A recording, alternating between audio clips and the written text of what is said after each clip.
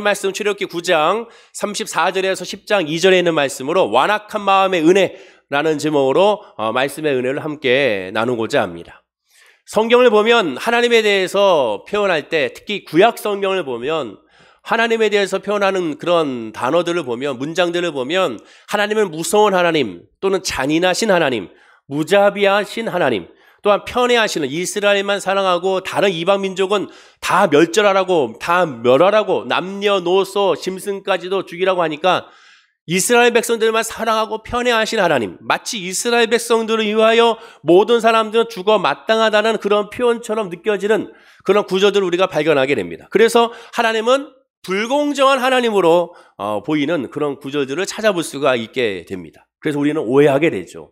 실제로 자유주의 신학자들 가운데는 구약에 나와 있는 하나님에 대해서 이건 전설이고 이거는 아니다, 이것은 하나님의 뜻이 아니다, 이렇게 또 해석하는 학자들도 있는 것을 보게 됩니다. 오늘 본문도 마찬가지예요. 오늘 본문 말씀도 가만 보면 바로 하나님은 무자비하고 자비하지 못하시며 또한 편애하시는 불공정한 하나님으로 비춰지는 말씀이라고 할 수 있는 구절이 오늘 본문에서 확인할 수가 있게 됩니다. 즉 출애굽기 9장 34절에서 10장 2절의 말씀을 보면 계속 반복적인 그런 단어의 말씀 구조를 살펴보게 되면 거기서 우리가 찾아볼 수가 있습니다. 그럼 무엇이냐?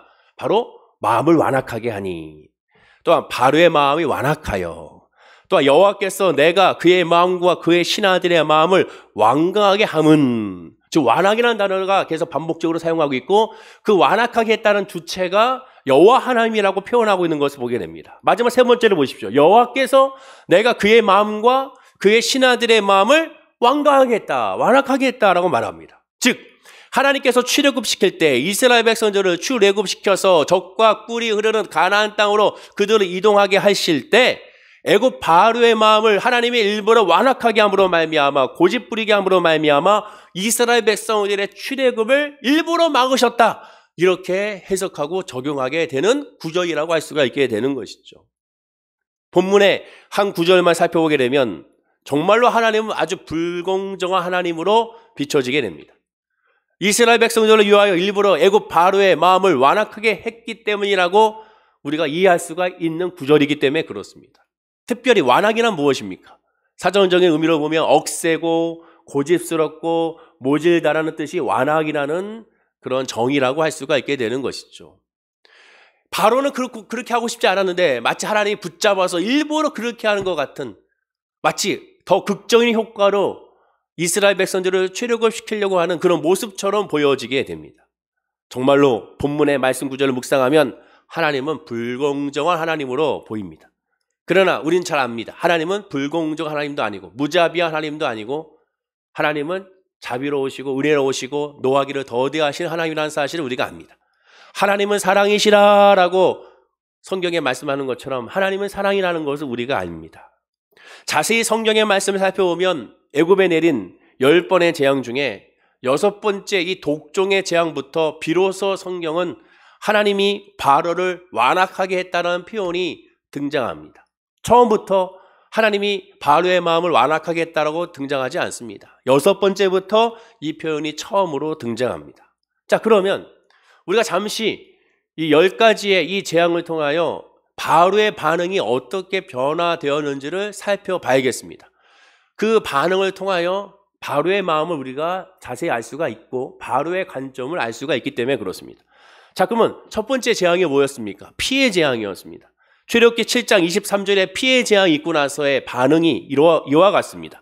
바로가 돌이켜 궁으로 들어가고 그 일에 관심을 가지지도 아니하였고, 피해 재앙이 일어났을 때 바로는 그 일에, 즉 나일강이나 모든 물에 수레의 물이 핏빛으로 변하여 썩어서 마실 수가 없게 된 상황이 발생했을 때 바로의 첫 번째 반응은 관심을 갖지 않았다는 거예요.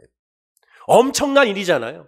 모든 물이, 특별히 저 나일강이 모든 물들이 다 핏빛으로 변했다는 사실은 엄청난 일인데도 불구하고 아예 바로는 관심조차 갖지 않았습니다. 왜 그랬을까요? 성경에 나와 있는 것처럼 애굽의 요술살들도 이와 같은 일을 행했기 때문이라고 성경은 말합니다. 두 번째 개구리 재앙도 마찬가지였습니다. 출애굽기 8장 15절에 그러나 바로가 숨을 쉴 수 있게 됨을 보았을 때 그의 마음을 완강하게 하여 그들의 말을 듣지 아니하였으니 여호와께서 말씀하신 것과 같더라라고 반응합니다. 바로가 숨을 쉴 수 있게 됨을 보았을 때 개구리 재앙으로 온 천지에 성경에 보면 그릇 안에도 개구리가 들어가 있었다고 합니다. 어딜 가나 개구리 천지였습니다. 처음에는 개구리들 다 죽였겠죠. 그 죽인 시체들, 죽인 그 부패에 대한 냄새들이 곳곳에 진동하게 됩니다. 그래서 그런 말미암아 숨을 쉬지 못할 정도의 악취로 말미암아 힘들게 되죠.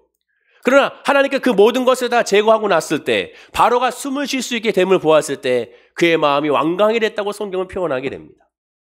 세 번째 이의 재앙은 어땠나 보십시오. 출애굽기 8장 19절에 보면 요술사가 바로에게 말하되 이는 하나님의 권능이다 하였으나 바로의 마음이 완악하게 되어 그들의 말을 듣지 아니하였으니 여호와의 말씀과 같더라라고 표현합니다. 성경을 잘 봐야 됩니다. 세 번째 이의 재앙, 즉 티끌, 먼지를 이로 생명으로 변화시키는 그런 재앙이 일어났을 때 그때 바로의 반응은 여전히 바로의 마음이 완악하게 됐다고 표현합니다. 첫 번째 재앙과 두 번째 재앙, 피해의 재앙과 개구리의 재앙은 요술사들이 흉내를 낼 수가 있었습니다. 마술로, 속임수로 흉내를 냈으나 세 번째, 생명을 변화시키는 건 창조의 능력은 인간이 가질 수 없으니 속임수를 할 수가 없으니 하지 못하게 됐을 때 그들의 반응은 이와 같았죠. 이는 하나님의 권능이니이다. 요술사들도 인정했습니다. 이건 하나님밖에 할 수 없습니다. 우리가 할 수 있는 것은 아닙니다. 이건 하나님밖에 할 수 없습니다. 요술사들은 그들의 신을 섬기는 제사장들인데 우리의 신을 할 수가 없습니다. 이건 하나님밖에 할 수 없는 일입니다라고 인정했습니다. 그러나 바로는 그의 마음이 완악해졌다고 표현합니다. 네 번째, 파리의 재앙 때는 어땠습니까? 출애굽기 8장 32절에 그러나 바로가 이때에도 그의 마음을 완강하게 하여 그 백성을 보내지 아니하였더라. 온 천지에 파리가 가득했는데 불구하고 이때에도 그의 마음을 완강하게 하여 바로가 완강하여 이스라엘 백성들을 보내지 않았습니다. 다섯 번째, 악질 재앙 때는 출애굽기 9장 7절에 보면 바로가 사람을 보내어 본즉 이스라엘 가축은 하나도 죽지 아니하였더라. 그러나 바로의 마음이 완강하여 백성을 보내지 아니하니라. 이스라엘 백성들의 가축은 죽지 아니하고 애굽의 가축도만 악질로 죽었습니다. 그런데도 불구하고 바로는 마음이 완강하여 이스라엘 백성들을 보내지 않았습니다. 자, 보십시오. 첫 번째 재앙부터 다섯 번째 재앙 이르기까지 바로의 반응을 보면 한결같이 완강해지는 것은, 고집을 부리는 것은 그 주체는 하나님이 아니고 자기 자신이라고 말합니다. 바로가 완강하여 스스로가 완강해졌다라고 표현합니다. 하나님이 그렇게 하신 것이 아니에요. 모두 바로 스스로 완강해져서 여호와 하나님에 대적하고 하나님의 말씀에 순종하지 아니하고 이스라엘 백성들을 출애굽시키지 않았습니다. 그리고 이러한 바로의 반응은 그들의 말을 듣지 아니하였으니 여호와의 말씀과 같더라. 하나님이 이미 모세에게 예언했던 말씀과 같았습니다. 하나님이 이미 알고 있었습니다. 모세에게 이미 예언한 거죠. 출애굽기 3장 19절과 20절에 이렇게 예언했습니다. 내가 아노니 강한 손으로 치기 전에는 애굽 왕이 너희가 가도록 허락하지 아니하다가 내가 내 손을 들어 애굽 중에 여러 가지 이적으로 그 나라를 친 후에야 그가 너희를 보내니라. 하나님이 이미 모세에게 애굽으로 보낼 때 이미 예언했어요. 내가 아노니 강한 손으로 치기 전에 애굽 왕이 너희가 가도록 허락하지 아니한다. 절대로 안 보내줄 것이다.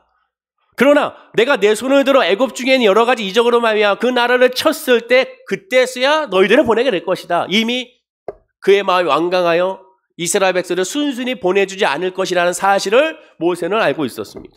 한마디로 바로는 여러 가지 이적으로 재앙을 받았을 때 허락하지 않다가 결정적인 재앙이 다다르게 되면 결국 마지못해 허락할 것이라는 사실을 알려줬습니다. 여호와께서 바로의 마음을 완강했다. 하나님이 주체가 되어 내가 바로의 마음을 고집부리게 했다라는 그 표현은 여섯 번째 재앙, 악성 종기, 몸에 종기가 나는 상황에 그러한 재앙이 닥쳤을 때 등장합니다. 놀랍게도 이 또한 하나님은 하나님께서 그렇게 하실 것이라고 예언한 첫 번째 예언한 후 이 말씀을 하셨습니다. 출애굽기 4장 21절에 이렇게 말합니다. 우리 다 함께 한번 읽어볼까요? 21절입니다. 화면과 함께 시작. 여호와께서 모세에게 이르시되 내가 애굽으로 돌아가거든 내가 내 손에 준 이적을 바로 앞에서 다 행하라. 그러나 내가 그의 마음을 완악하게 한즉 그가 백성을 보내주지 아니하리니. 자, 이 구절만 보면 첫 번째부터 시작하여 열 번째 이르기까지 모든 재앙에 바로의 반응은 다 완악해져서 하나님이 일부러 완악하게 해서 일부러 보내지 않는 것 같은 그런 표현과 그런 내용으로 보여지게 됩니다. 그러나 우리 하나님은 쉽게 분노하거나 고약한 심보를 가지고 일부러 장난치는 하나님이 아니죠. 기분 내키는 대로 그때그때 다른 하나님이 아닙니다. 이때는 이렇게, 저때는 저렇게. 하나님의 말씀이 그때그때 상황에 따라 다르게 역사하는 것이 아닙니다. 진리의 말씀이라는 것은 늘 한결같다라는 거죠. 어떠한 상황에서도 한결같아야 됩니다. 그래야 진리의 말씀입니다. 시대에 따라서, 문화에 따라서, 배경에 따라서 다르게 역사하고 다르게 인도하신 하나님이 아닙니다. 예수 그리스도는 어제나 오늘이나 영원토록 동일하신 분이시죠. 예수 그리스도의 그 길만이 진리요 길이요 생명이라는 그 말씀의 진리는 변한다면 그건 진리가 아니죠. 그러면 그 하나님을 믿을 필요가 없는 겁니다. 하나님은 한결같아야 됩니다. 그래야 하나님이시죠. 시편 145편 8절에 하나님이 어떤 분인지 설명합니다. 우리 다 함께 읽어볼까요? 자, 시작. 여호와는 은혜로우시며 긍휼이 많으시며 노하기를 더디하시며 인자하심이 크시도다. 자, 하나님은 어떤 하나님입니까? 은혜로우신 하나님, 긍휼이 많으신 하나님, 노하기를 더디하신 하나님, 인자하심이 크신 하나님. 이 하나님이 이스라엘에게만 적용하는 하나님이라면 다른 이방 민족에게는 이런 말씀이 적용이 안 된다면, 이 말씀이 지금 저와 여러분에게 적용이 안 되고 오직 이스라엘 백성에게만 적용이 된다면 그건 하나님이 아닙니다. 그건 전능하신 하나님이 아니에요. 창조주 하나님이 아닙니다. 진리의 하나님이 아닙니다. 사랑의 하나님이 아닙니다. 이 말씀은 이스라엘 백성들에게도 적용돼야 되고 애굽 사람들에게도 적용돼야 되고 가나안 사람들에게도 적용돼야 되는 것. 그래야 하나님입니다. 그래야 공평하고 공정하신 하나님이 되는 것이죠. 7째 재앙을 보십시오. 우박과 불의 재앙 때 출애굽기 9장 34절과 35절에 보면 바로의 반응이 이와 같습니다. 바로가 비와 우박과 우레소리가 그친 것을 보고 다시 범죄하여 마음을 완악하게 하니 그와 그의 신하가 꼭 같더라. 바로의 마음이 완악하여 이스라엘 자손을 내보내지 아니하였으니 여호와께서 모세에게 말씀하신 것 같더라. 보십시오. 6번째 재앙에는 하나님께서 바로의 마음을 완악하게 했다라고 표현했지만 다시 7번째 재앙에서는 바로가 다시 범죄하여 마음을 완악하게 하니 그 주체가 누구예요? 바로 자신이라고 말합니다. 바로의 마음이 완악하여 이스라엘 자손을 내보내지 아니하였다. 하나님이 하신 것이 아니라 자기 스스로가 완악해져서 고집부려서 하나님 말씀에 순종하지 않은 겁니다. 8번째 재앙을 보십시오. 메뚜기 재앙 때는 출애굽기 10장 20절에 그러나 여호와께서 바로의 마음을 완악하게 하셨으므로 이스라엘 자손을 보내지 아니하였더라. 8번째 메뚜기 재앙 때는 다시 하나님께서 그의 마음을 완악하게 하셨다라고 표현합니다. 9번째 흑암의 재앙에서는 출애굽기 10장 27절에 여호와께서 바로의 마음 완악하게 하셨으므로 그들 보내기를 기뻐하지 아니하고 역시 또 하나님의 주체가 되어 바로의 마음을 완악하게 했다고 표현합니다. 알다시피 애굽의 장자가 모두 죽는 마지막 10번째 재앙이 닥치자 비로소 바로는 항복하여 이스라엘 백성들의 출애굽을 마지못해 허락을 하게 됩니다. 자, 그럼 문자적인 뜻으로도 살펴봐도 그대로 해석해도 10번의 재앙 가운데 딱 3번 6번째 악성 종기의 재앙, 8번째 메뚜기의 재앙, 9번째 흑암의 재앙만 하나님이 주체가 되어 바로의 마음을 완강히 했다고 표현합니다. 나머지는 바로 스스로가 완악해져서 이스라엘 백성들을 자기 스스로의 판단과 결정으로 보내지 아니했다라고 성경은 표현합니다. 분명히 말하잖아요. 이 모든 것은 이미 하나님의 예언이 있었습니다. 내 손을 들어 애굽 중에 여러 가지 이적으로 그 나라를 친 후에야 라고 분명히 말씀하셨습니다. 분명히 이적이 많을 것이라고 했고 손을 들어 그 나라를 친 후에 바로가 출애굽을 허용할 것이라고 말씀하고 있습니다. 그리고 왜 10번이냐? 성경에서 10번은 완전수입니다. 더 이상 없을 수예요. 덧붙일 수가 아니라 더해지는 수가 아니라 완전의 수입니다. 애굽에 내린 10번의 재앙이라는 것은 뭡니까? 11번 할 수 있는데 왜 10번까지 했느냐? 완전의 수의 상징이기 때문에 그렇습니다. 여호와가 애굽도 하나님께 겸손히 항복하고 나오길 바라는 기다릴 수 있는 한도가 바로 인내 한도가 10번이라는 뜻입니다. 완전의 수기 때문에. 하나님께서 그만큼 완전하게 인내했다는 겁니다. 끝까지 인내했다는 겁니다. 끝까지 기다려줬다는 거예요. 끝까지 그들을 품으려고 했다는 겁니다. 노하기를 그들 위하여 더디하셨다는 겁니다. 은혜 베푸기를 원하셨다는 겁니다. 자비 베푸기를 원하셨다는 거예요. 그들을 사랑하고 이끌기를 원하셨다는 겁니다. 많이 참아줬다는 거예요. 거기다가 마지막 10번째 재앙을 빼고 한번 살펴보십시오. 모두가 첫 번째 재앙부터 피해 재앙부터 시작하여 9번째 재앙 이르기까지 사실 그 모든 재앙의 핵심은 그들이 섬기는 신들에 대한 심판이었죠. 그들이 섬기는 우상들에 대한 무력의 심판이었습니다. 당시 애굽의 이집트의 사람들은 신을 21가지의 신을 섬겼어요. 화면과 같이 라신부터 시작하여 개부신에 이르기까지 무려 21가지의 신을 섬겼는데 그 21가지의 신들마다 주특기가 있었습니다. 주관하는 신들이 다 달랐어요. 그래서 하나님은 이 첫 번째부터 9번째까지 재앙을 통하여 그들의 신을 하나하나, 주된 신들, 그들이 가장 강력하게 여기는 신들 하나하나를 그 재앙으로 말미암아 다 그들의 신들이 무력하고 우상이라는 사실을, 아무 능력이 없다는 사실을 하나님은 그들에게 보여줬던 것입니다. 저의 추측이 아니죠. 답은 성경에 남아있어요. 성경이 이미 말하고 있습니다. 오늘 본문입니다. 출애굽기 10장 1절과 2절에 이미 이렇게 말하죠. 우리 다 함께 한번 읽어볼까요? 자, 시작.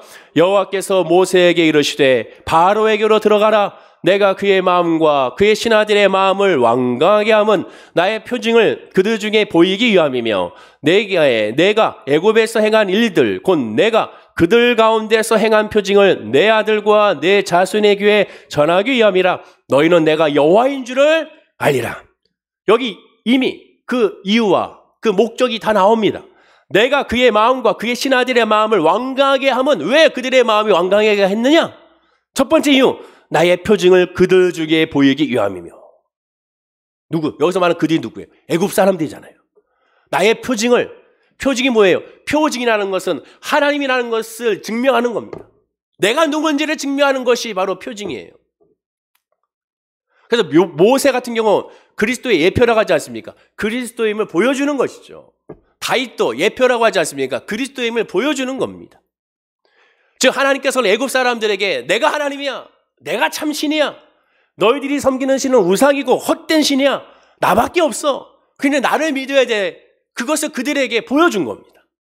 두 번째, 내가 애굽에서 행한 일들 곧 내가 그들 가운데서 행한 표징을, 그들이라는 것은 또 애굽 사람들이죠. 애굽 사람들에게 행한 표징을 내 아들과 내 자손의 귀에 전하기 위함이라. 여기서 말하는 내 아들은 누구예요? 이스라엘 백성들을 말하죠. 이스라엘 자손들을 말합니다. 즉 애굽 사람들에게도 이스라엘 백성들에게도 하나님이 하나님이라는 것을 보이겠다는 거예요. 그래서 말합니다. 너희는 내가 여호와인 줄을 알리라. 너희는 누구예요? 애굽 사람들도 이스라엘 사람들도 모두 다 여호와 하나님이 하나님이라는 사실을 보이기 위하여 이러한 표징을 그들에게 보이셨다는 겁니다. 한마디로 하나님이 하나님이라는 것을 그들에게 가르치기 위하여 하나님은 이런 이적을 보이신 것입니다. 신약에서도 마찬가지예요. 예수님이 왜 수많은 기적, 왜 수많은 사람들을 치료하시고, 왜 자연을 다스리는 모습을 보이시고, 왜 불구자들 일으켜 세우시고, 왜 귀신을 쫓아내셨습니까? 왜 기적을 보이셨어요? 왜 이적을 보이셨습니까? 그 이유가 뭐예요? 잘 먹고 잘 살기 위해서 그렇습니까? 아니잖아요. 성경은 분명히 말합니다. 요한복음 20장 30절에 31절입니다. 우리 다 함께 읽어보겠습니다. 자, 함께 할까요? 시작. 예수께서 제자들 앞에서 이 책에 기록되지 아니한 다른 표적도 많이 행하셨으나 오직 이것을 기록함은 너희로 예수께서 하나님의 아들 그리스도이심을 믿게 하려 함이요 또 너희로 믿고 그 이름을 힘입어 생명을 얻게 하려 함이니라. 분명히 나오지 않습니까? 왜 예수님이 기적을 베풀어 줬습니까? 그리고 그 기적을 뭐라고 표현합니까? 이 표적을 행함은이라고 했습니다. 왜? 너희로 예수께서 하나님의 아들 그리스도임을 믿게 하려 함이라. 인간은 어리석어 기적을 보여줘야, 인간이 할 수 없는 것을 보여줘야, 아, 하나님이구나, 아, 메시아구나, 아, 이거는 인간이 할 수 없으니 신적인 존재구나라는 것을 인간은 깨닫기 때문에 그렇습니다. 그리스도임을 보여주기 위해 하나님은 기적을 보여주신 거예요. 표적을 보여주신 거예요. 이적을 보여주신 거예요. 그리고 또 말합니다. 또 너희로 믿고 그 이름을 힘입어 생명을 얻게 하려 함이라. 이게 복음이잖아요. 이 내용이. 믿고, 먼저 믿어야 돼요. 그리스도의 말씀 믿어야 돼요. 예수의 말씀 믿어야 돼요. 예수 믿어야 구원받아 믿어야 돼요. 먼저 그 말을 믿어야 돼요. 하나님의 말씀을 믿고 어떻게 해야 됩니까? 그 이름을 힘입어 믿은 다음 예수의 이름으로 힘입어서 어떻게 됩니까? 생명, 구원을 얻게 되는 거죠. 힘입어가 돼야 됩니다. 예수 이름으로 힘입어 하나님으로 말미암아, 은혜로 말미암아 구원에 이르는 것이지 내가 잘나서 구원에 이르는 것이 아님을 우리가 알게 되죠. 애굽의 바로도, 애굽 사람들도, 애굽의 신하도 마찬가지입니다. 믿고 하나님께서 이스라엘에서 출애굽하려고 한다, 내보내려고 한다, 내보내라, 믿어야죠. 전능하신 하나님을 믿어야죠. 야훼가 누구간데? 그렇게 질문하는 건 좋아요. 질문해야죠. 왜? 모르니까. 야훼가 누구간데? 질문해야 됩니다. 그건 잘했어요. 그러면 누구간데 가지고 보여줬잖아요. 하나님이 어떤 분인지를 보여줬지 않습니까? 그러면 뭐 해야 됩니까? 믿어야죠. 믿어야죠. 믿고 하나님으로 말미암아 그 이름으로 힘입어 생명, 구원을 얻어야 되는 겁니다. 왜 하나님이 치료해 주십니까? 왜 우리의 문제를 해결해 주시나요? 그로 말미암아 잘 먹고 잘 살라는 것이 먼저가 아닙니다. 예수를 믿어 구원이 먼저죠. 하나님의 관심이 우리의 영적인 관심이 먼저지 우리의 삶이 먼저가 아닙니다. 예수 믿고 구원받는 것이 먼저죠. 믿지 않고 하나님의 구원, 생명을 얻지 않고 이 땅에서 잘 먹고 잘 살다가 죽어버리면 흙은이 그냥 흙으로 돌아가고 멸망하게 되는 것이죠. 진짜 핵심 뭡니까? 진짜 구원은 뭐예요? 예수 믿음으로 말미암아 영생을 얻고 그 믿음을 행복하는 거죠. 그리고 그 영혼이 잘 되면 범사가 잘 되고 강건하다고 분명히 말씀하고 있지 않습니까? 아니 그렇게 될 수밖에 없죠. 모든 삶의 주권자가 여호와 하나님이라는 깨닫고 나는 하나님의 자녀라는 그런 자녀된 권세임을 깨닫고 어떠한 상황에서 흔들리지 아니하고 이에도 감사하고 저래도 감사하고 위에도 감사하고 또 이렇게 해도 감사하고 이 길로 가도 감사하고 저 길로 가도 감사하고 무너져도 감사하고 무너지지 않아도 감사하고 나가도 감사하고 들어와도 감사한데 그 사람의 인생이 왜 행복하지 아니할 수가 있겠습니까? 믿음 안에 있으면, 주권 안에 있으면 늘 감사가 나타나게 되는 것이죠. 먼저는 바로 이겁니다. 바로 하나님께서 이런 이적을 보여준 이유는 뭡니까? 하나님을 믿으라는 거예요. 그렇습니다. 지금 우리가 볼 때 하나님께서 바로의 마음을 완강하게 한 것이 사실상 바로를 위한 은혜입니다. 애굽을 향한 은혜예요. 믿지 않는 그들 향한 하나님의 놀라운 은혜입니다. 생각해 보십시오. 그러한 기적과 이적을 그들이 봤어요. 얼마나 큰 은혜입니까? 바로에게 하나님이 하나님이라는 것을 몸소 보여줬습니다. 상상할 수 없는 정말 크고 비밀하게 보여줬습니다. 애굽 사람들에게 그리고 이스라엘 백성들에게 하나님이심을 알려주는 이적이었습니다. 결국 완악한 마음 그 자체가 은혜였습니다. 왜? 기회잖아요. 기회. 하나님을 알 수 있는 기회. 우리에게 문제가 다가왔을 때 그건 기회입니다. 왜? 하나님을 알 수 있는 기회입니다. 하나님께 돌아갈 수 있는 기회예요. 질병이 다가왔을 때 고통스럽지만 우리에게 은혜가 되는 이유가 뭡니까? 하나님께 부르짖고 하나님의 은혜를 알 수 있고 마음이 가난해져서 평상시에는 평온할 때는 주님을 찾지 않다가 힘들고 어려우니까 주님을 찾지 않습니까? 그게 은혜인 것이죠. 그게 은혜인 것이죠. 믿음의 사람은 하나님의 입장으로 바라보는 것이 믿음의 사람이죠. 그리고 모든 것에 감사가 넘쳐나는 겁니다. 애굽의 이 10가지는 그러므로 재앙입니까? 재앙이 아닙니까? 재앙이 아니에요. 재앙이 아니에요. 은혜입니다. 과연 재앙이라고 할 수 있습니까? 재앙이라면 그런 말미암은 결과가 심각하게 타격을 입어야 되지 않습니까? 그래야 재앙이라는 단어를 사용하죠. 그러나 가만히 살펴보십시오. 첫 번째부터 9번째까지 그 재앙이 아닙니다. 마지막 10번째는 하나님의 심판이라 죽음에 이르렀어요. 그러나 장자들이 죽었습니다. 다 죽은 것이 아닙니다. 첫 번째부터 9번째까지 재앙들을 보십시오. 이것이 재앙이 아니라는 것을 우리는 쉽게 알 수가 있습니다. 왜? 생명의, 인명의 손실을 하나도 잊지 않았습니다. 자연적인 훼손만 되는 재앙이었습니다. 그러나 그 자연적인 훼손도 어떻게 했습니까? 하나님이 회복시켜줬어요. 첫 번째 재앙이 있고 두 번째 재앙이 엎친 데 덮친 재앙이 아니었습니다.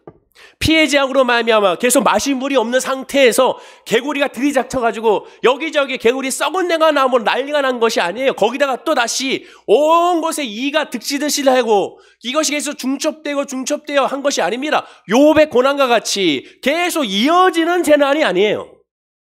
그건 진짜 재앙이죠. 근데 어떻게 했습니까? 성경을 자세히 봐야죠. 뭐라고 합니까? 첫 번째 피해 재앙이 끝났습니다. 회복시켜줬어요. 그 다음에 돌이키지 않자 그때 다시 개구리 재앙이 일어나고 개구리 재앙이 끝났어요. 하나님이 다 회복시켜줬어요. 다시 원상복귀. 바로가 뭐라고 얘기합니까? 호흡하게 됐을 때, 숨을 쉴 수 있게 됐을 때 회복시켜줬어요. 그리고 다시 마치 화장실 갔을 때는 급하니까 어떻게 합니까? 신경 안 써요. 이 화장실이 깨끗한지 이 화장실이 뭐가 있는지 신경 씁니까? 심지어 이 화장실에 휴지가 있는지 없는지도 그것도 관심이 없어요. 왜? 워낙 급하니까. 근데 해결 다 하고 나면 마음이 또 달라지죠. 아유, 왜 이렇게 지저분해? 제가 이렇게 지저분한데. 그때서야, 휴지가 없네. 사람 마음이 바로 이와 같습니다. 바로가 쉴만 하니까 보내기 싫어지는 거예요. 마음이 완악해지니까. 그리고 세 번째 재앙이 일어납니다. 그 다음에도 네 번째 재앙은 하나하나 해결해주고 원상복귀시켜주고 모든 재앙에서 풀어준 상태에서 또다시 일어났습니다. 그럼 이게 재앙입니까? 은혜죠, 은혜. 초강대국이었던 애굽도 만약에 정말로 이러한 재앙이 9번째까지 계속 이어졌다면 그 나라는 멸망하게 됩니다. 왜? 모든 가축이 다 죽었잖아요. 모든 가축이 다 죽었어요. 근데 하나님 어떻게 했습니까? 다시 회복시켜줬잖아요. 바로가 다시 완악했자는 구절을 가만히 살펴보게 되면 그 앞에 모든 상황이 다 종결되고 회복한 뒤에 이 모든 완악함이 따라졌다고 다 부연 설명하고 있습니다. 그러다가 결정적인 재앙, 10번째 재앙, 완전한 재앙이 이르렀을 때 비로소 애굽의 모든 장자가 주님의 형복이 이르렀을 때 비로소 이제는 항복하고 이스라엘 백성들을 보내주게 되죠. 자, 그러면 여기서 궁금한 것이 하나 생기죠. 왜 그토록 바로는 끝까지 완악해져서 하나님의 말씀에 순종하지 않고 10번째 장제의 죽음까지 버틸 수밖에 없었는가? 상식으로 봤을 때 만약에 여러분들이 그 당시 있었으면 바로 피해 재앙 그때만 해도 바로 아이고 하나님 죄송합니다. 제가 죄를 지었습니다 하실지 모릅니다. 5번째까지만 가도 바로 엎드릴 겁니다. 근데 바로는 그렇지 하지 않았어요. 왜 그랬을까요? 그것은 아주 간단합니다. 당시 문화로 돌아가 봐야죠. 당시 보면 애굽의 바로는 하나의 신입니다. 바로 그 자체가 사진가지 바로 자체가 신이에요. 자기가 신이라고 생각했고 모든 사람들 자기를 신으로 추앙했습니다. 신 그 자체예요. 말하자면 애굽에서 바로는 하나님과 같은 위치에 있는 존재입니다. 절대적인 위치의 존재예요. 고대에서 나라끼리 전쟁을 하게 되면 각 나라가 믿는 신들의 능력 겨룸이라고 생각했습니다. 그래서 전쟁에서 패하면 자기들의 신이 적국의 신에 패배했다고 생각했어요. 우리의 군대가 진 것이 아니라 우리의 신이 패배했다고 생각했어요. 지금 이 바로가 지금 누구에게 지금 패배했다고 생각하는 건지 아십니까? 다른 적국도 아닙니다. 자기의 나라에 있어 노예 생활하고 있는 노예의 신에게 패배했다는 것이 인정하기가 싫은 거예요. 사람 마음에 마지막까지 남아있는 것이 뭐라고 합니까? 자존심이라고 하죠. 극단적인 선택하는 사람들이 극단적인 선택을 하는 가장 핵심은 자존심에 상처를 입었을 때라고 합니다. 그 자존심을 마지막 남은 자존심이라고 하죠. 이 마지막 남은 자존심이 살아있을 때 사람은 희망해 보이는데 그 마지막 남은 자존심을 상처받고 훼손됐을 때 사람은 결국 극단적인 길로 간다고 하죠. 바로가 바로 이와 같습니다. 애굽의 요술사조차도 이는 하나님의 권능이라고 인정했습니다. 그러니 더 그가 인정할 수가 없는 거예요. 왜? 바로 자체가 살아있는 신이. 야, 내가 신인데 무슨 소리야? 내가 신인데 무슨 소리야? 내가 신인데 무슨 소리야?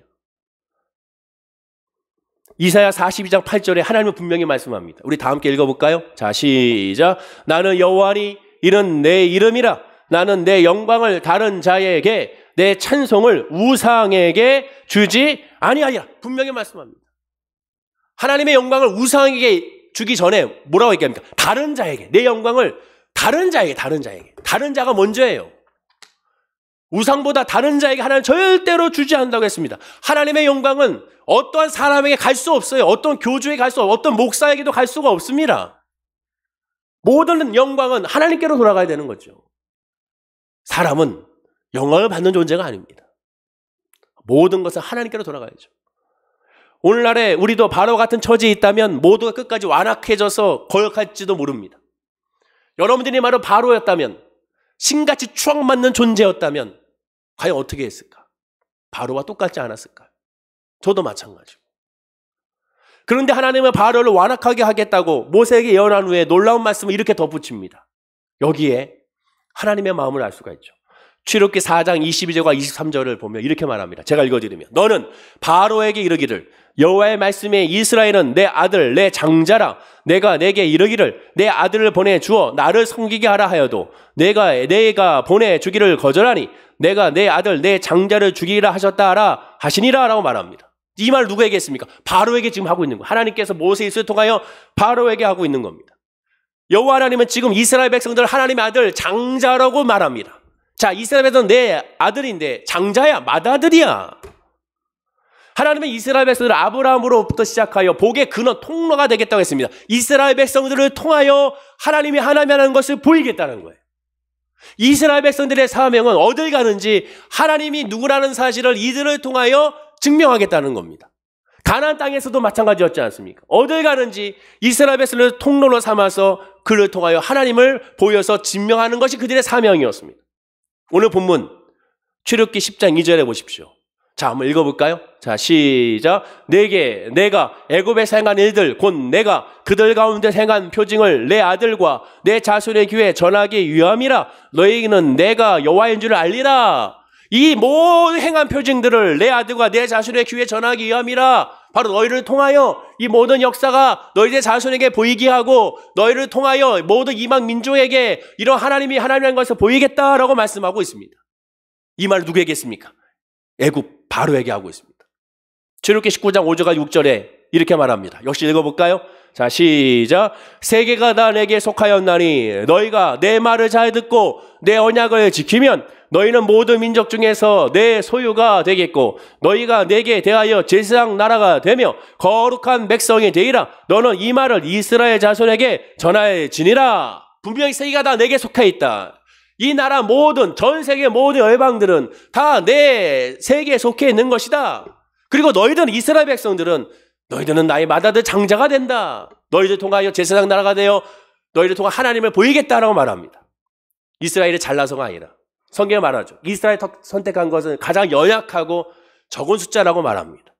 그리고 그들을 통하 약한 자를 통하여 하나님은 하나님을 보이신다고 말합니다. 즉 애굽을 비롯한 다른 족속들은 이스라엘 민족이 장자니까 맏아들이니까 그 얘기는 뭐예요? 나머지 모든 민족은 차남, 삼남 또한 넷째, 다섯째가 된다는 의미가 됩니다. 그 얘기는 뭡니까? 애굽 바로야 너도 하나님의 자녀라는 거예요. 하나님의 자녀라는 것은 우리를 통하여 지금 보이긴다는 거예요. 자, 봐.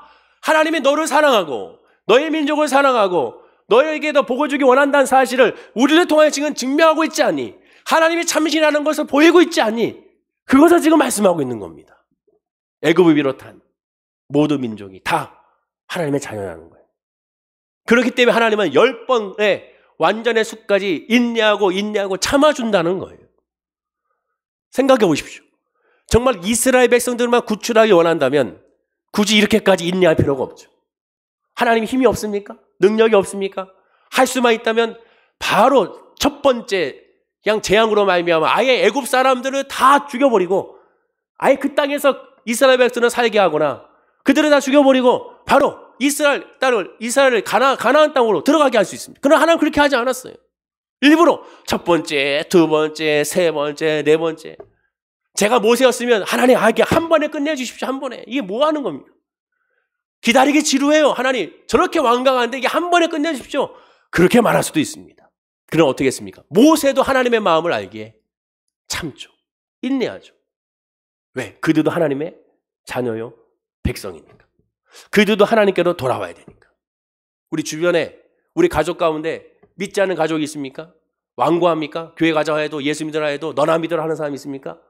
그 완고함에 대해서 실망하지 마십시오. 오히려 바로라고 생각하십시오. 궁일이 여겨야 됩니다. 불쌍히 여겨야 됩니다. 하나님 아버지 여전히 완고합니다. 그럼 하나님이요 저 완고한 내 남편에게 내 아내에게 내 자녀에게 내 부모님에게 내 손주에게 은혜를 베풀어 줘. 은혜를 베풀어 줘. 저 애굽의 바로에게도 10번의 기회를 준 것처럼 내 사랑하는 가족에도 10번 이상의 기회를 주십시오. 그리고 바라고 바라는 건데 재앙으로 말미암아 주님께 돌아오지 아니하게 하시고 혹 재앙으로 말미암아 문제, 어려움, 사업의 어려움, 직장의 어려움, 질병의 어려움으로 하나님께로 돌아오게 하지 말게 하시고 이 지금 잘 되고 있을 때 주님을 필요로 하지 않고 있을 때 이때 주의 말씀을 듣고 주님 앞에 엎드리게 해달라고 불쌍한 마음을 가지고 사랑의 마음으로 기도해 줘야 되는 겁니다. 그리고 반발이 심하면 심할수록 어떤 마음이 들어야 됩니까? 아, 관심이 있구나. 관심이 있구나. 관심이 있으니까 반발이 심하지. 관심이 없으면 반발이 심합니까? 관심이 없으면 그냥 한 그릇 듣고 한 그릇 빼버리죠. 알아서 하세요. 근데 그렇게 되면 야, 요새 이 코로나19에 말이야 이 개신교 교회 지긋지긋해 막 열변을 토한다. 관심이 있다는 거예요. 관심이. 그거 뭐 해야 됩니까? 기도해야죠. 기도. 아버지 하나님 저 마음을 녹여주옵소서. 저 완고한 마음을 녹여주옵소서. 하나님은 10번이나 참아주면서 바로 이 살아있는 신을 포함하여 애굽의 우상들을 무력화시키지 않았습니까? 내 사랑하는 가족에게도 하나님이 그 은혜를 부어주시고 무력화시켜 주옵소서, 완고한 마음을 녹여 주어달라고 기도하고 간구하는 우리의 기도가 되어야 될 줄로 믿습니다. 만약에 애굽의 바로가 하나님의 말씀을 듣고 순종했다면 애굽의 장자들의 죽음도 없었을 것이고 뒤쫓아간 애굽의 병사들의 수장도 없었을 것입니다.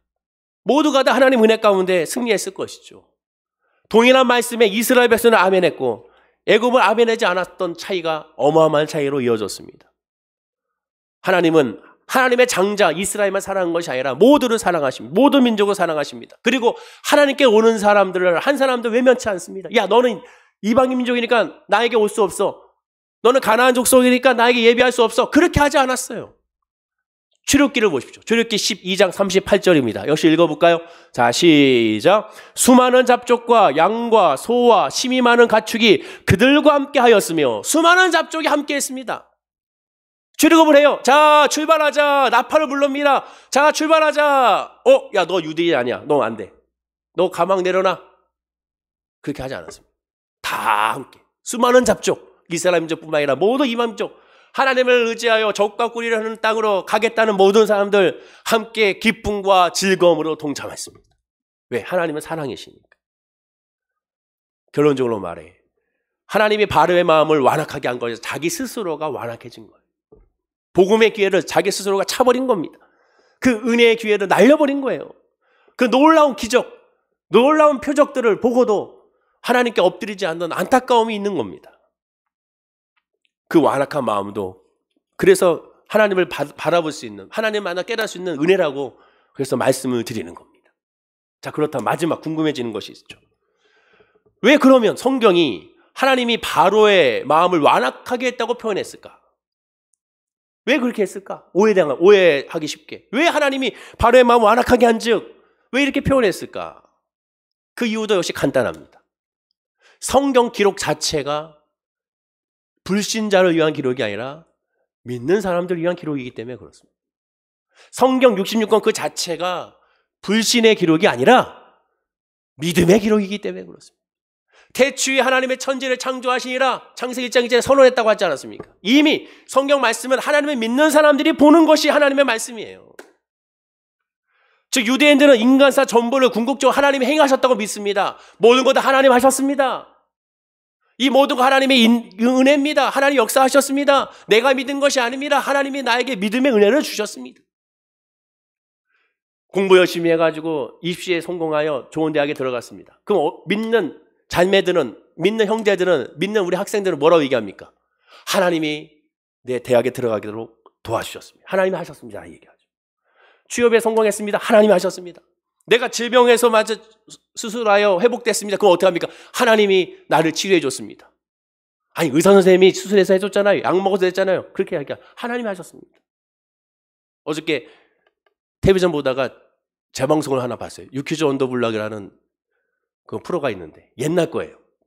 재방송에 잠깐 춘천편이 나왔는데 재밌게도 5명의 할머니가 쪼르르 앉으셔가지고 얼마나 귀여우신지 5명의 할머니 앉으셔가지고 문제를 풀이하고 맞춰서 정답을 맞춰서 100만 원, 무려 100만 원의 상금을 받게 됩니다. 근데 그 문제를 두 번째 할머니가 맞췄어요. 그러니까 그것을 받자마자 그 할머니 참 착하신 게 그 자리에서 바로 100만 원을 20만 원씩 나눕니다. 막 인터뷰하고 있는데 계속 나누는 거예요. 막 나눠. 첫 번째 주고 두 번째 주고 세 번째 주고 20만 원씩. 근데 놀랍게도 받아준 그 할머니 중에 두 번째에 앉아계신 할머니가 받자마자 아이고 하나님 감사합니다 그러는 거예요. 그러니까 그 네 번째 문제를 맞춘 그 네 번째 할머니가 갑자기 버럭 이렇게 얘기합니다. 무슨 하나님이 돈을 줬어? 내가 돈을 줬지. 그렇게 하는 거죠. 그 할머니는, 두 번째 할머니는 하나님을 믿는 분이니까 이 모든 역사는 하나님이 하셨다는 사실에 아멘한 거죠. 생략이 된 거예요. 모든 것은 하나님이 다 하셨다고. 근데 이 네 번째 할머니 하나님을 안 믿는 분인 것 같습니다. 그러니까 무슨 하나님이 줬어? 내가 줬지 라고 말하게 되는 것이죠. 똑같아요. 성경의 기록이 하나님께서 바로의 마음을 감박하게 한 적이라는 표현은 결국 모든 주권은 하나님께 있다라는 그러한 믿음의 고백입니다. 하나님께서 애굽에게 10번의 재앙을 준 것이 아니라 하나님께서 애굽을 위하여 10번이나 참아주셨던 것입니다. 그 하나님은 지금도 저와 여러분을 참고 있다는 사실을 기억해야 돼요. 하나님께서 모세를 통하여 말씀을 주셨을 때 우리도 혹시 완고한 마음을 갖고 있지 않은지 한번 살펴봐야 됩니다. 특히 코로나19 이 시국에 하나님께서 지금 우리에게 말씀하고자 하는 것이 무엇인가? 고집스럽게 그 말씀에 순종하지 않고 있는 것이 있지 않은가 살펴봐야 됩니다. 어찌하면 이 코로나19가 애굽 바로에게 주었던 9번의 그런 재앙, 9번의 은혜인 것처럼 그 중에 하나가 이 코로나19가 우리 한국교회에 우리 믿는 그리스도인들에게 바로 저와 여러분에게 주어지고 있는 그런 은혜가 아닌가, 기회가 아닌가를 한번 살펴봐야 되는 겁니다. 하나님 보시기에 다 똑같은 죄인입니다. 이스라엘 백성들도 똑같이 여기셨죠. 그래서 이스라엘 백성도 죄를 지면 하나님 어떻게 했습니까? 가차없이 징계했지 않습니까? 신명기 32장 4절에 하나님에 대해서 모세가 이렇게 말씀합니다. 한번 읽어볼까요? 다 함께. 자, 시작. 그는 반석이시니 그가 하신 일이 완전하고 그의 모든 길이 정의롭고 진실하고 거짓이 없으신 하나님이시니 공의로우시고 바르시도다. 아멘이 나와야 되는 거예요. 아멘. 맞습니다. 모세가 120년 동안 하나님의 부름을 받기 전 마지막 고별 설교에 하나님에 대해서 이렇게 고백합니다. 하나님은 반석이시다. 하나님의 하신 일은 완전하다, 완전하다, 완전하다. 이 코로나19도 하나님 하시기에 완전하다. 나에게 질병을 주셨지만 그것도 하나님 하셨기에 완전하다. 하나님 허락하셨기에 완전하다. 이 어려움과 아픔을 주셨지만 하나님이 주셨기에 완전하다. 이런 고백이 우리 입술에서 터져나와야 한다는 거죠. 그리고 그의 모든 길이 정의롭고 진실하고 거짓이 없으신 하나님이기 때문에 공의롭고 바르시다. 마침내 하나님 우리에게 좋은 걸 주신다. 그런 믿음의 고백이 우리 신앙 고백 가운데 있어야 됩니다. 완고한 완악한 마음이 아닌 하나님 앞에 부들부들한 믿음의 마음은 모세와 같은 이런 고백으로 아멘하고 2021년도를 바라보는 사람이 된다는 것이죠. 영국의 시인 로버트 브라우닝은 사진과 같은 이 브라우닝 시인은 이렇게 말합니다. 그의 시에서 마지막 부분에 이렇게 결론을 내립니다. 하나님 하늘에 계시옵나니 세상은 평안하여라 라고 말합니다. 아마 이 뜻은 하나님께서 이 세상을 주관하시니 하늘에서 주관하시니 세상은 평안하다라는 고백일 것입니다. 근데 우리는 한 걸음 더 나아가 하나님은 하늘에만 계시는 것이 아니라 이 땅에도 계시고 아니 우리 교회, 우리 직장, 우리 사업장 늘 우리와 함께 하신다. 예수님이 말씀한 것처럼 하나님의 나라는 여기 있다 저기 있다가 아니고 어디 있다? 우리 마음속에 있어요. 하나님이 하늘에 계신 것이 아니라 지금 내 안에 계셔서 나와 함께 2021년도를 함께 계시니 나는 평안하다라는 믿음의 고백이 우리에게 있어야 되고 이 고백이 있는 자가 완악한 마음이 있는 것이 아니라 하나님의 은혜의 마음 가운데 있는 사람이 될 줄로 믿습니다. 2021년도에 어떠한 일들이 일어날지 알지 못하지만 우리는 결론을 압니다. 결론이 뭐예요? 늘 얘기하죠. 합력하여 선을 이루는 것이죠. 결론은 응답입니다. 결론은 열매입니다. 결론은 웃음입니다. 결론은 평안입니다. 그 평안인 있음을 깨닫고 완고한 마음, 완악한 마음으로 하나님께 바라보지 말고 늘 하나님의 말씀에 우리가 깨어지고 또 부서져서 주의 말씀으로 승리하고 하나님 이로로 말미암아 기뻐 뛰는 우리 모든 성도님 되기를 간절히 축원하고 기도드립니다. 기도하겠습니다. 아버지 하나님 감사합니다. 바로의 완악한 마음은 재앙이 아니라 은혜였습니다. 기회였습니다. 그 기회를 붙잡지 못한 바로 혹 우리가 그런 기회를 붙잡지 못하는 모습이 있지 않은지를 살펴보게 됩니다. 늘 하나님 우리에게 말씀하십니다. 은혜 주기 원하시고 복을 주기 원하시고 역사하기 원하시는 데를 불구하고 우리 스스로의 고집과 아집으로 말미암아 하나님의 말씀을 다 멀리하고 나의 뜻과 나의 계획과 나의 신앙적인 노선으로 행하고 있지 않은지를 살펴보게 됩니다. 아버지 하나님이여 그런 모습이 있다면 2021년도 이 새해 이 명절 주일을 맞이하여 다 내려놓고 오직 하나님의 말씀으로 말미암아 주의 뜻에서 이루받고 주의 뜻에서 기뻐하고 주의 뜻에서 감사할 수 있는 은혜가 우리 모든 성도님들의 믿음과 마음과 삶이 될 수 있도록 인도하여 주시옵소서. 주의 길이 아니면 과감하게 내려놓게 하시고 주의 뜻이 아니면 과감하게 포기하게 하시고 그리고 그 모든 것들이 손해보는 것이 아니라 마침내 더 크게 역사하시는 크고 비밀한 하나님의 은혜라는 사실을 간증할 수 있도록 우리의 마음에 믿음을 부어 주옵소서. 감사드리며 예수님의 이름으로 기도드립니다. 아멘. 우리 말씀을